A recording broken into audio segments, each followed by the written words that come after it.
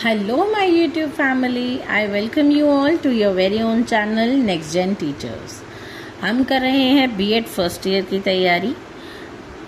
Reading and reflecting on text के important questions for viva. पहला जो हमारा क्वेश्चन है वो है व्हाट इज रीडिंग. तो रीडिंग क्या होती है? Reading is the process of understanding and interpreting written words, ideas and information. तो रीडिंग एक तरीके की प्रोसेस है जिसके अंदर जो लिखा हुआ होता है उसे हम पढ़ते हैं, उसके वर्ड्स को पढ़ते हैं, समझते हैं, उसका क्या आइडिया है वो समझते हैं और उसके अंदर क्या इन्फॉर्मेशन दी गई है उसको हम समझते हैं. उसे हम कहते हैं reading. Why is reading important for teacher?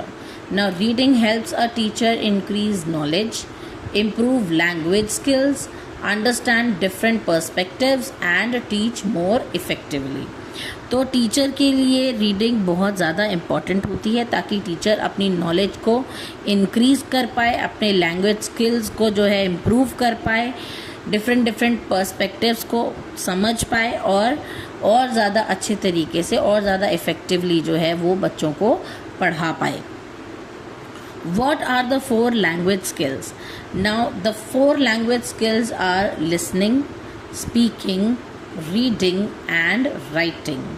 इसे हम LSRW से भी मेंशन करते हैं. L का मतलब है लिसनिंग, S का मतलब स्पीकिंग, R का मतलब रीडिंग एंड W का मीन राइटिंग होता है. तो ये 4 लैंग्वेज स्किल्स होते हैं हमारे. Now what is reflection on reading. Reading के ऊपर जो रिफ्लेक्शन होता है वो उसका क्या मतलब है? Reflection on reading means thinking deeply about what we have read and relating it to our own ideas, experiences and knowledge. तो जो भी हमने पढ़ा उसके बारे में डीपली सोचना और उसे रिलेट कर पाना अपने खुद के आइडियाज़ से, अपने एक्सपीरियंसेस से और अपनी नॉलेज के साथ में. जब हम इन चीज़ों को रिलेट करते हैं जो भी हमने पढ़ा तो उसे हम कहते हैं रिफ्लेक्शन ऑन रीडिंग.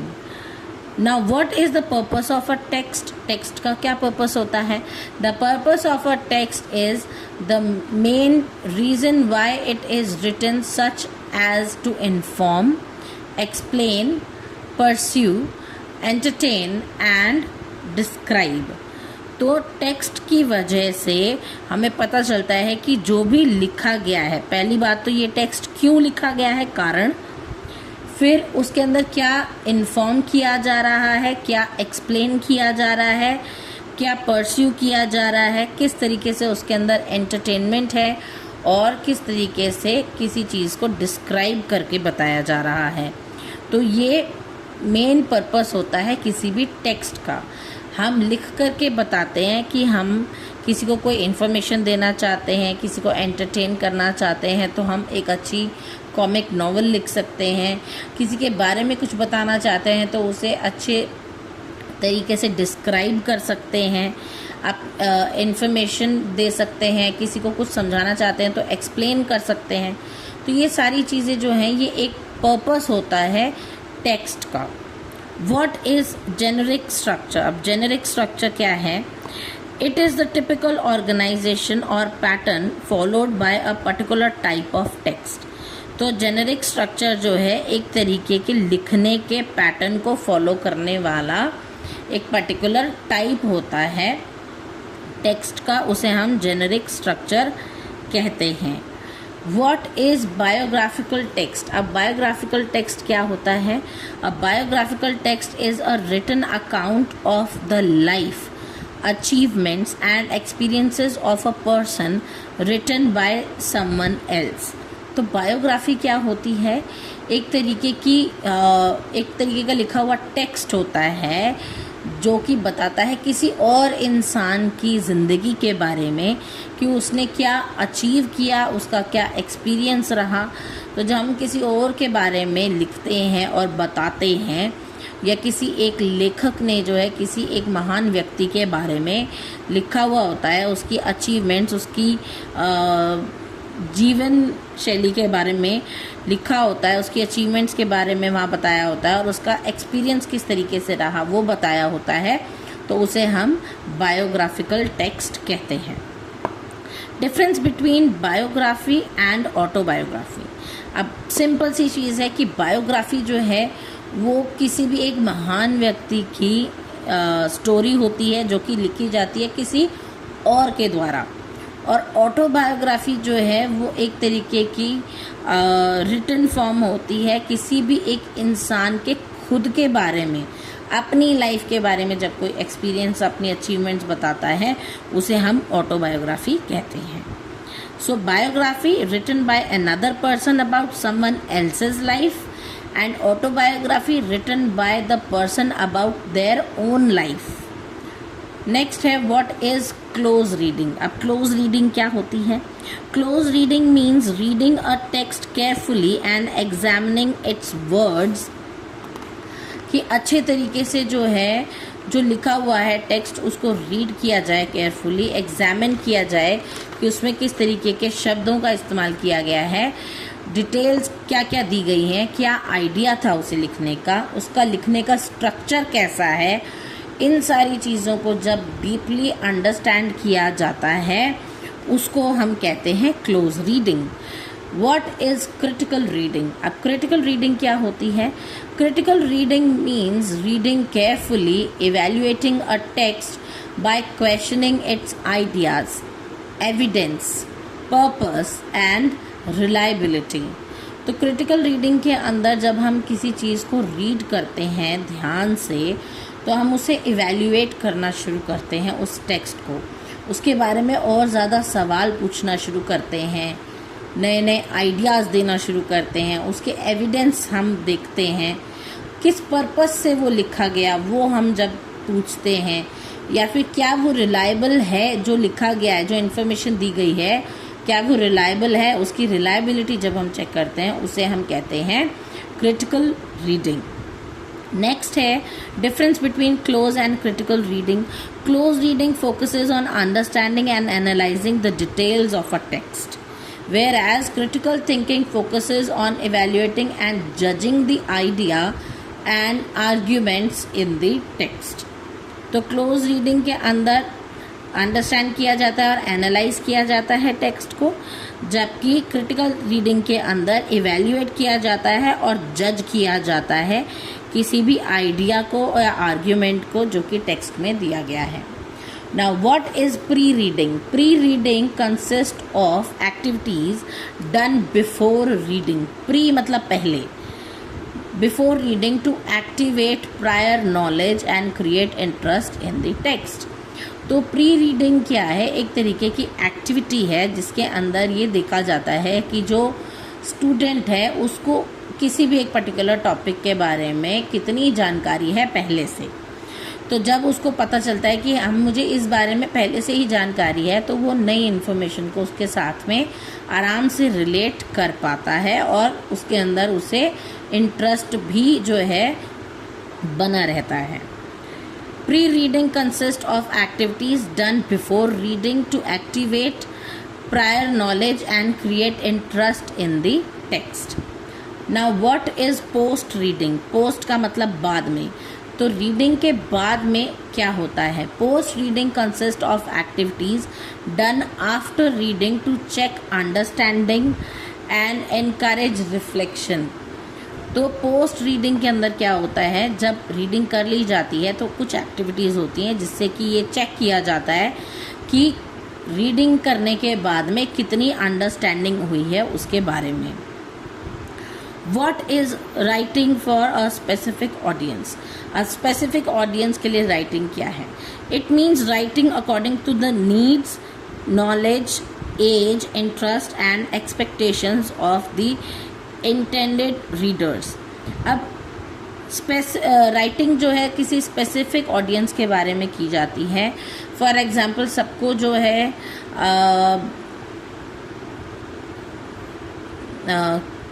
थ्रिलर जो है वो नॉवेल्स पसंद नहीं आती हैं, या फिर किसी को जो है हॉरर मूवीज़ या हॉरर टेक्स्ट जो है हॉरर नॉवेल्स जो हैं वो अच्छी लगती हैं पढ़ने में, या फिर ऐसी कुछ जोक जिसके अंदर हो, ऐसी बुक्स होती हैं या नॉवेल्स होती हैं, कॉमिक नॉवेल्स जिसे हम कहते हैं, वो होती हैं। तो हम हमेशा जो ऑडियंस है उसको देख करके जब कोई एक पर्टिकुलर स्पेसिफिक राइटिंग की जाए कि आपकी ऑडियंस आपसे क्या मांग रही है, whether they are asking you for a romantic novel और सस्पिशियस नॉवल, या फिर जो है कॉमिक नॉवल, किस तरीके की ऑडियंस आपसे जो है डिमांड करती है, तो आप उस तरीके की राइटिंग जब करते हैं उसे हम कहते हैं writing for a specific audience. Next है how can writing skills be developed. अब राइटिंग स्किल्स किस तरीके से डेवलप हो सकते हैं? Writing skills can be developed through regular writing practice, reading, vocabulary building, drafting, editing and feedback. तो writing skills जो हैं उनको डेवलप करने के लिए एक तो हमें रोज़ पढ़ना चाहिए, लिखने की प्रैक्टिस करनी चाहिए ताकि हमारी जो है वोकैबुलरी अच्छी हो, अच्छी वोकैबुलरी बिल्ड करनी चाहिए। नए नए बड़े बड़े वर्ड्स जो हैं, नॉट नेसेसरीली बड़े बड़े वर्ड्स बट कुछ न्यू वर्ड्स जो हैं हमें अपनी वोकैबुलरी में ऐड ऑन करने चाहिए। जो हमने सोचा है उसे ड्राफ्ट करना चाहिए, लिखना चाहिए, उसके बाद में उसको रीड करके उसमें से जो चीज़ें हटाने वाली होती हैं उसे एडिट करना चाहिए, और फिर किसी और को वो चीज़ पढ़ने के लिए दे करके उसका फीडबैक भी ज़रूर लेना चाहिए। फॉर एग्ज़ाम्पल, मैं अगर आपको समझा रही हूँ कोई चीज़, मैंने आपके लिए एक इन्फॉर्मेशनल वीडियो बनाई है, तो मैं आपसे चाहती हूँ कि आप मुझे फीडबैक दीजिए कि मैं इसके अंदर और क्या इम्प्रूव कर सकती हूँ, और वो तभी होगा जब मैं ये वीडियो पोस्ट करूँगी, राइट। तो राइटिंग का भी ऐसे ही होता है कि पहले जो है आपको वोकैबुलरी बिल्डिंग करनी होती है, रेगुलर राइटिंग प्रैक्टिस करनी होती है, और जो आपने सोचा है उसको ड्राफ्ट कीजिए, लिखिए, उसके बाद एडिट करिए और फिर दूसरों को दीजिए पढ़ने के लिए ताकि वो आपको एक अच्छा फीडबैक दे सकें। What is error recognition? अब error recognition means identifying mistakes in grammar, spelling, punctuation, vocabulary और sentence structure।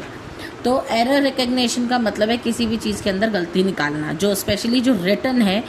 अगर फॉर एग्जांपल हमने एक नॉवल लिखी है और उस नॉवल को जो है जब हम एडिट करते हैं या फिर उसको जब हम रीड करते हैं तो उसके अंदर काफ़ी सारी grammar mistakes, spelling mistakes, punctuations या फिर वोकैबुलरी मिस्टेक्स होती हैं, या फिर सेंटेंस स्ट्रक्चर उसका ठीक नहीं होता, तो उसको हम रिकॉग्नाइज करते हैं, तो उसे हम कहते हैं एरर रिकॉग्नाइजेशन।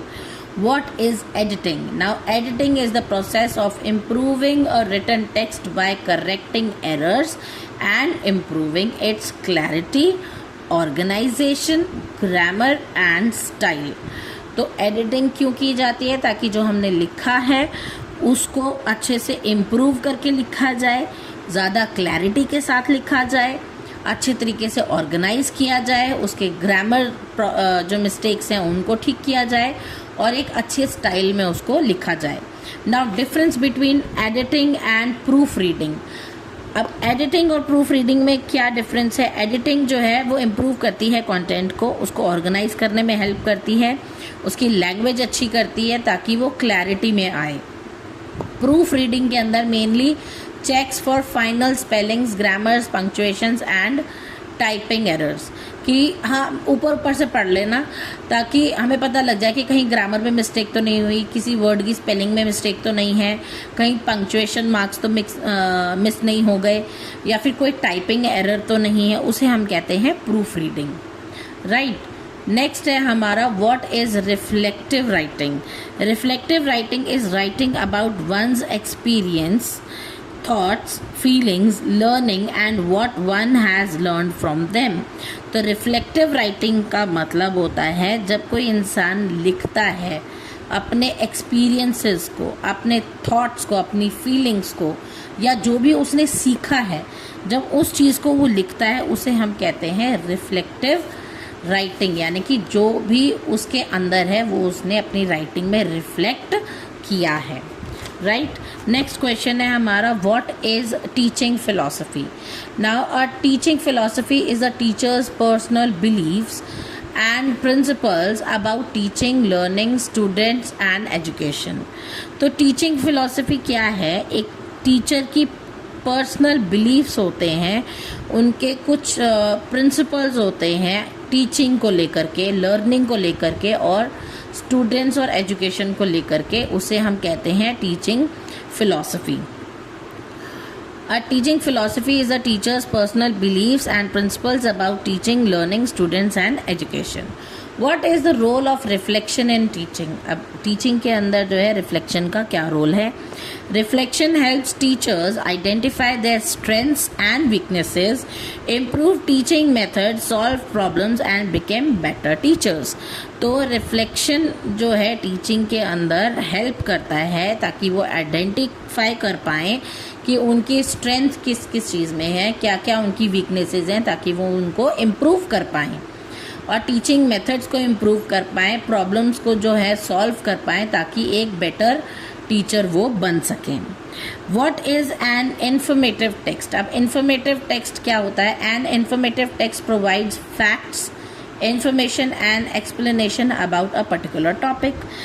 किसी भी एक पर्टिकुलर टॉपिक के बारे में जब कोई लिखित जानकारी प्राप्त हो जो कि उसके बारे में कोई इन्फॉर्मेशन दे या फिर एक्सप्लेनेशन दे, उसे हम इन्फॉर्मेटिव टेक्स्ट कहते हैं। नेक्स्ट है हमारा, what is imaginative text. And imaginative text uses creativity and imagination to create stories, characters, situations और ideas such as fiction and poetry.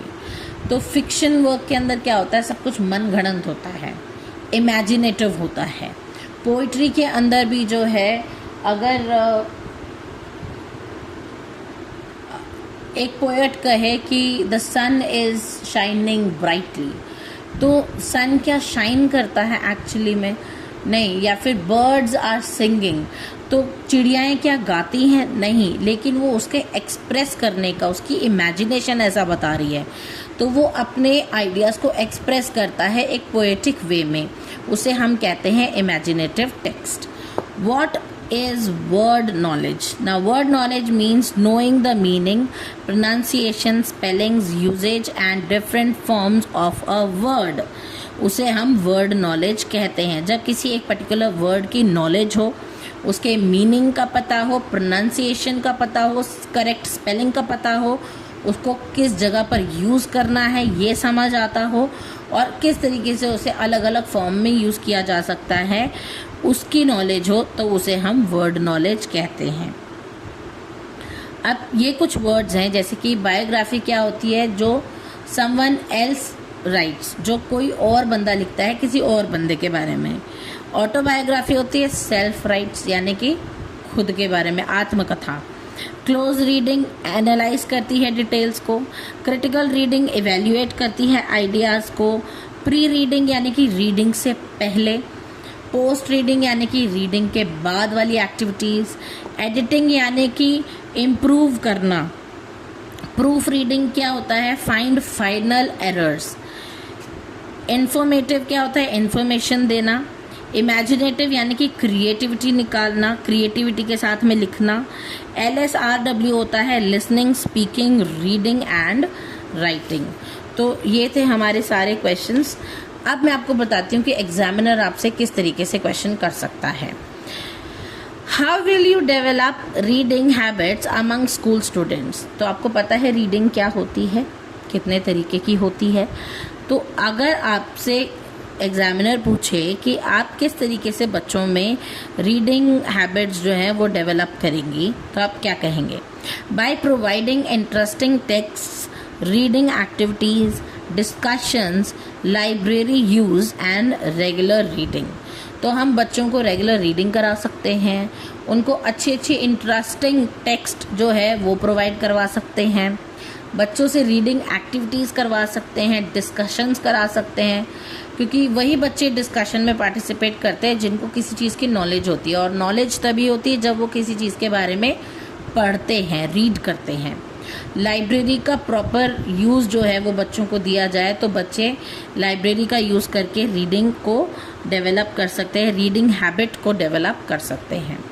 Next question है, how will you encourage critical reading in your classroom? I would ask students to identify the author's purpose, examine evidence, compare viewpoints and express their own opinions। तो बच्चे critical reading किस तरीके से करेंगे कि author ने जो लिखा है उसका लिखने का क्या पर्पस था, उसने जो बातें बताई हैं क्या वो सच हैं, और एक दूसरे के साथ में अलग अलग बच्चे अपने अपने व्यू पॉइंट्स देंगे और उनको कंपेयर करेंगे, और हर एक बच्चे को इतनी फ्रीडम हो कि वो अपने आइडियाज़ को एक्सप्रेस कर सके फ्रीली।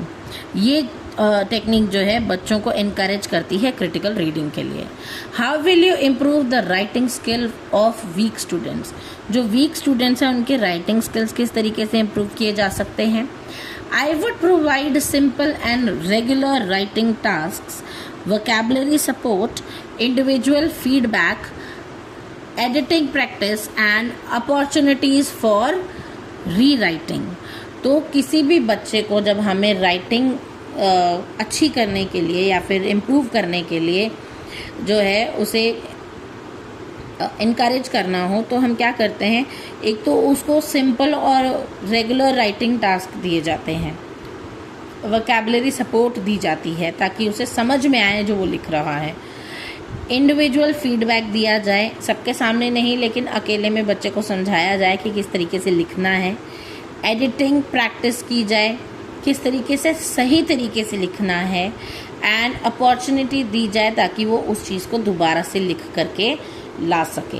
तो इस तरीके से बच्चे की राइटिंग जो है वो इम्प्रूव की जा सकती है किसी भी वीक स्टूडेंट की। Why should a teacher use pre-reading activities? They activate students' prior knowledge, create interest and prepare them to understand the text. तो टीचर जो है प्री रीडिंग क्यों करवाती है एक्टिविटीज़? ताकि बच्चों को जो टेक्स्ट पढ़ाने वाली है टीचर उसके बारे में पहले थोड़ा सा बच्चों से ये समझे कि उनको इस चीज़ के बारे में पहली नॉलेज जो है वो कितनी है, वो क्या जानते हैं इस पर्टिकुलर टॉपिक के बारे में, और फिर जब टीचर उनको उस टॉपिक के बारे में और चीज़ों को इंट्रोड्यूस कराती है तो बच्चे उसको जो है अपनी नॉलेज में आराम से ले पाते हैं, आराम से उसको जो है कंपेयर कर पाते हैं और अंडरस्टैंड भी कर पाते हैं। Why is reflection important for a teacher? Now reflection helps a teacher analyze their teaching experience, identify strengths and weaknesses and improve future teaching. तो टीचर के लिए रिफ्लेक्शन क्यों ज़रूरी है? ताकि टीचर जो है एनालाइज कर पाए अपने ही टीचिंग एक्सपीरियंस को और आइडेंटिफाई कर पाए कि उनकी क्या स्ट्रेंथ हैं और क्या वीकनेसेस हैं, ताकि वो अपनी टीचिंग स्किल्स को जो है इम्प्रूव कर पाए फॉर द फ्यूचर। तो ये थे आपके important questions reading and reflecting on text के। आई होप आपको समझ आए होंगे। अगर आपको मेरी वीडियोस अच्छी लगती हैं तो please do like, share it with your friends, अच्छे कमेंट्स करके मुझे मोटिवेट करना ना भूलें, और आने वाली इम्पॉर्टेंट वीडियोस के लिए मेरा चैनल सब्सक्राइब ज़रूर कर लें। मिलते हैं अगली वीडियो में, तब तक के लिए थैंक यू।